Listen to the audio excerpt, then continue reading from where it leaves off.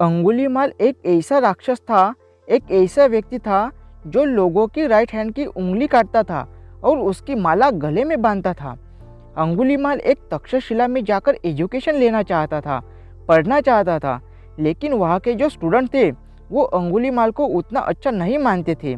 इसीलिए बाकी स्टूडेंट ने शिक्षक के कान भर दिए, जहर डाल दिया दिमाग में कि अंगुलीमाल को ना आप अंदर मत कीजिए, उसको एक शर्त बताइए कि वो तक्षशिला में प्रवेश ही ना कर सके। तब शिक्षक उनकी बातों में आ जाते हैं और वो अंगुलीमाल से कहते हैं कि आप यहाँ पे पढ़ाई करना चाहते हैं तो मेरी एक शर्त है, अगर आपको यहाँ से पढ़ाई करनी है तो आपको 1000 व्यक्तियों की उंगली काटनी है, राइट हैंड की उंगली काटकर मेरे पास लानी है। 1000 उंगलियाँ जब मुझे मिलेगी तभी तुम्हें यहाँ पे प्रवेश मिलेगा, तभी आगे का एजुकेशन तुम यहाँ पर कर सकते हो। अंगुलीमाल तुरंत निकल गया।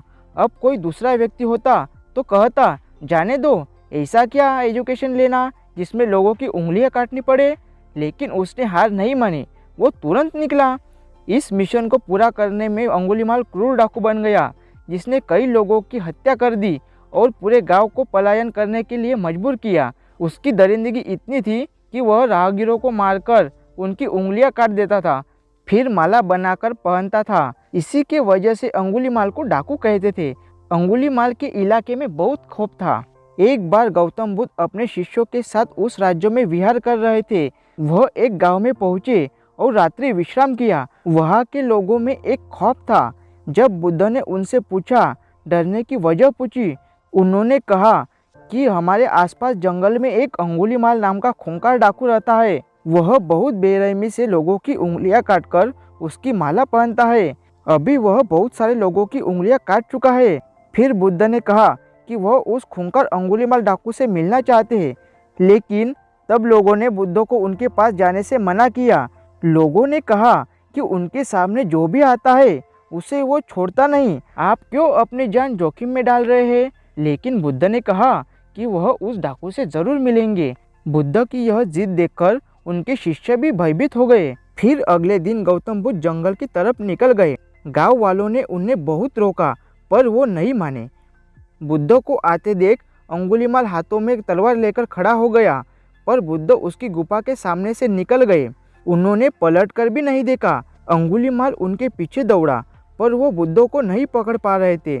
थक हार कर उसने कहा, रुको। बुद्ध रुक गए और मुस्कुराकर बोले, मैं तो कब का रुक गया हूँ, पर तुम ये हिंसा कब रोकोगे। अंगुलीमाल ने कहा, सन्यासी, तुम्हें मुझसे डर नहीं लगता?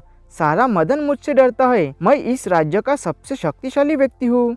बुद्ध जरा भी नहीं घबराए और बोले कि मैं कैसे मान लूँ कि तुम इस राज्य के सबसे शक्तिशाली व्यक्ति हो? तुम्हें यह साबित करके दिखाना होगा। अंगुलीमाल बोला, बताओ कैसा साबित करना होगा? बुद्ध ने कहा, तुम उस पेड़ से 10 पत्तियां तोड़कर लाओ। अंगुलीमाल ने कहा, बस इतनी सी बात? मैं तो पूरा पेड़ उखाड़ सकता हूँ।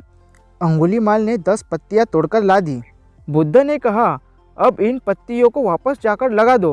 अंगुलीमाल ने हैरान होकर कहा, टूटे हुए पत्ते कभी वापस लगते हैं क्या? बुद्ध बोले, जब तुम इतनी छोटी सी चीज को वापस नहीं जोड़ सकते तो तुम सबसे शक्तिशाली कैसे हुए? यदि तुम किसी चीज को जोड़ नहीं सकते तो कम से कम उसे तोड़ो मत। यदि किसी को जीवन नहीं दे सकते तो उसे मृत्यु देने का तुम्हें कोई अधिकार नहीं। ये सुनकर अंगुलीमाल को अपनी गलती का एहसास हो गया। वह बुद्ध का शिष्य बन गया और उसी गांव में रहकर लोगों की सेवा करने लगा। आगे चलकर यही अंगुलीमाल बहुत बड़ा सन्यासी बना और अहिंसा के नाम से प्रसिद्ध हुआ। इस कहानी से हमें यह शिक्षा मिलती है कि कोई भी इंसान कितना भी बुरा क्यों ना हो, वह बदल सकता है दोस्तों।